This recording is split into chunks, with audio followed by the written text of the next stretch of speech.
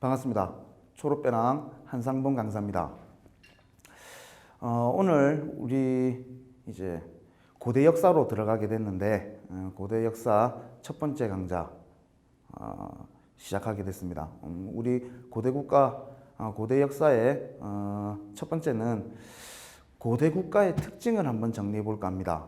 요게 우리 삼국시대 그리고 이제 남북국 시대로 이어지는 이 고대 역사에서 가장 이제 기본적인 내용이 이제 고대 국가의 특징인데, 이 고대 국가의 특징을 제대로 숙지하고 계시면 뒤에 나오는 이제 뭐 고구려, 백제, 신라 왕들의 업적들을 조금 더 쉽게 받아들일 수 있습니다. 그래서 이번 강좌에서는 짧게만 이제 고대 국가의 특징을 한번 정리해 볼까 합니다.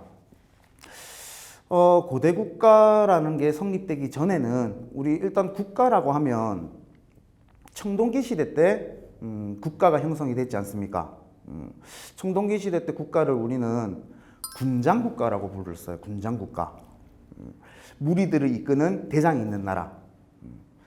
우리 민족 최초의 국가인 고조선도 이 군장 국가에 해당합니다. 그런데 이 군장 국가들이요, 여러 지역들의 군장 국가들이 있었겠죠. 그런데 이 국가들 중에서 성향이 비슷한 국가들이 있을 겁니다. 그 국가들이 연합을 해요.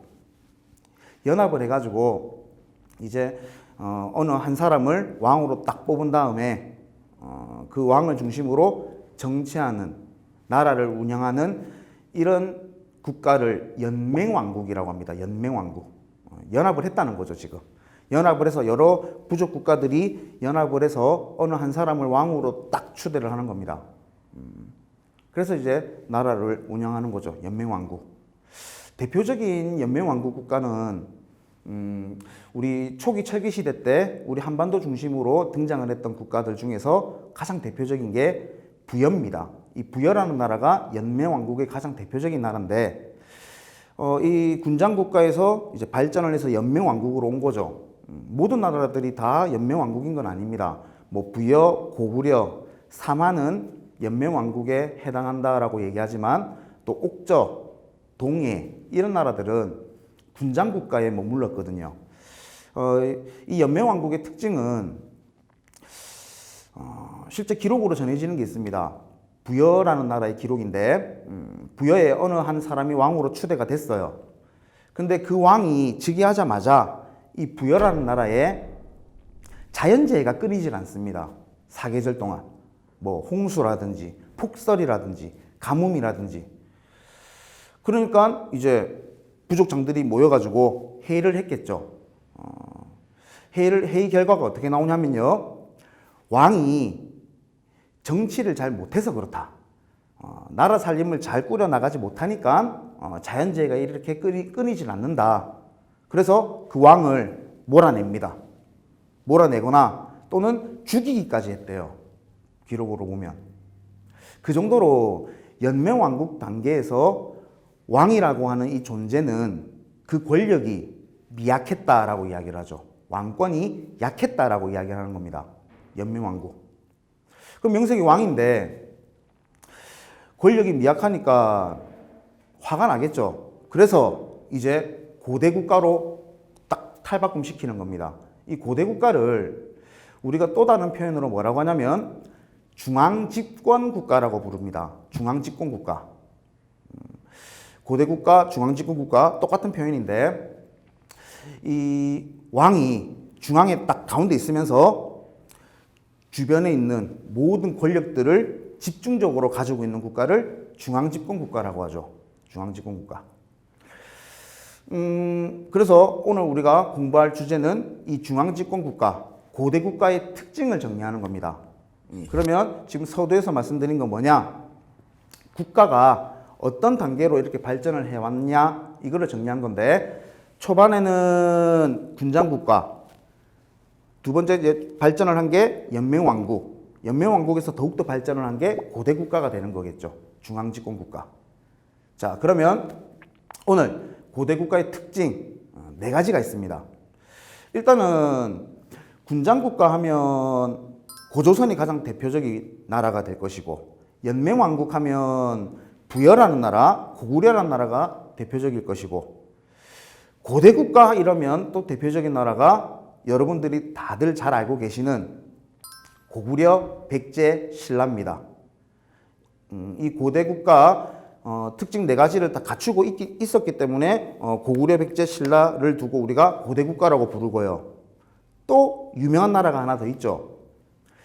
백제랑 신라 사이에 딱 낑겨 있었던 나라가 있죠. 가운데 가야라는 나라. 이 가야라는 나라는 고구려, 백제, 신라와 함께 존재했음에도 불구하고 이 고대국가의 특징들을 갖추지 못했기 때문에 고대국가라고 불리질 않습니다. 그럼 한마디로 고대국가 이라면 삼국시대를 얘기하는 거겠죠. 그러면 이 고대국가의 특징은 어떤 것들이 있는지 지금부터 한번 보겠습니다. 네 가지 특징이 있습니다. 첫 번째, 고대국가를 또 다른 표현으로 뭐라고 한댔습니까? 중앙집권국가라고 부른댔죠. 왕이 중앙에 있으면서 모든 권력을 집중적으로 가지고 있는 겁니다. 그 말은 왕의 힘이 강했다는 이야기죠. 왕권 강화 되시겠죠? 왕권을 강화시킨 것으로서 가장 대표적인 예로는 왕이 있는데 왕이 죽고 나면요, 아들이 자연스럽게 자동적으로 왕을 세습했다는 겁니다. 왕위 부자 상속. 그러면 자동적으로 아들이 왕위를, 장남이겠죠. 장남이 왕위를 딱 계승하게 되면 주변에서 왕자리를 넘볼 수 없게 되는 겁니다. 그래서 왕권이 강해졌다라고 이야기하는 것이고요. 그럼 첫 번째 특징이 해결됐죠. 중앙집권국가, 고대국가의 첫 번째 특징, 왕권 강화. 그럼 두 번째 특징은 뭐냐 이겁니다. 자, 왕이 있는데 그 국가 내에 수많은 백성들이 있겠죠. 이 수많은 백성들을 잘 다스려야 될 겁니다.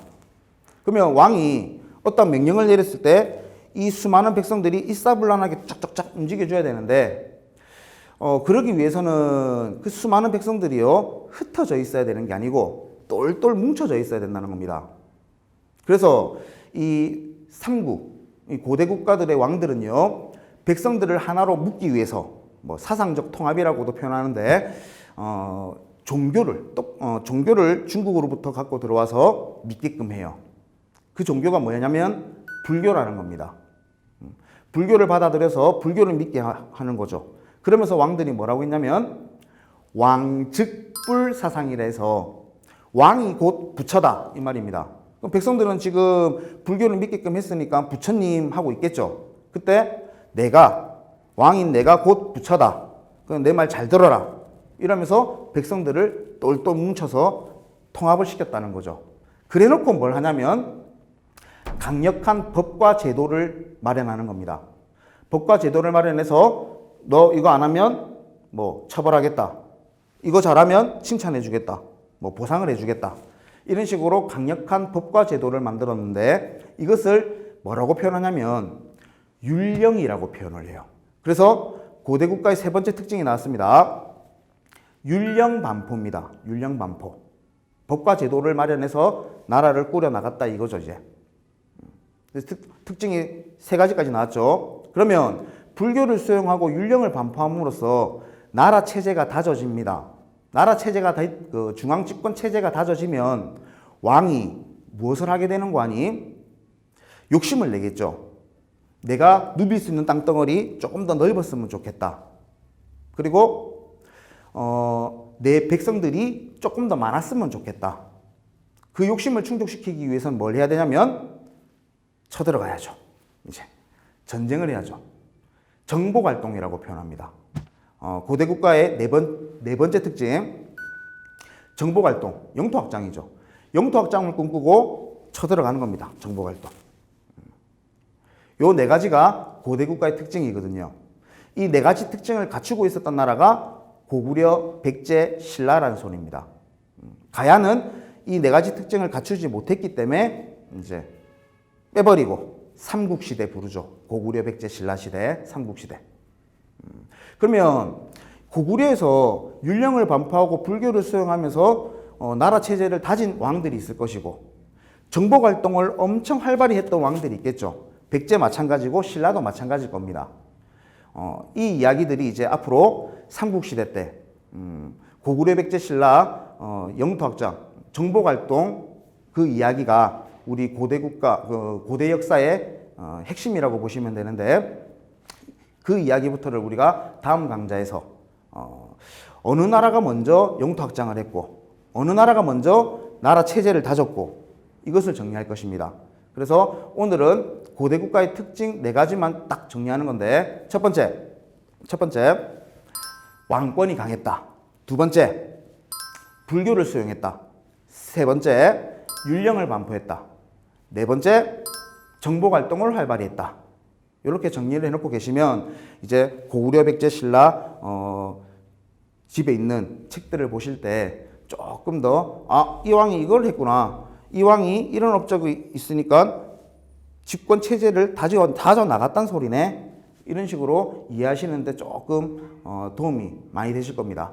이렇게 하시고 오늘 강좌 고대 국가의 특징으로 마무리하고요. 다음 시간에는 어느 나라가 정복 활동을 활발히 했는지 그 순서대로 한번 정리해 보도록 하겠습니다. 자, 오늘 수고 많이 하셨습니다.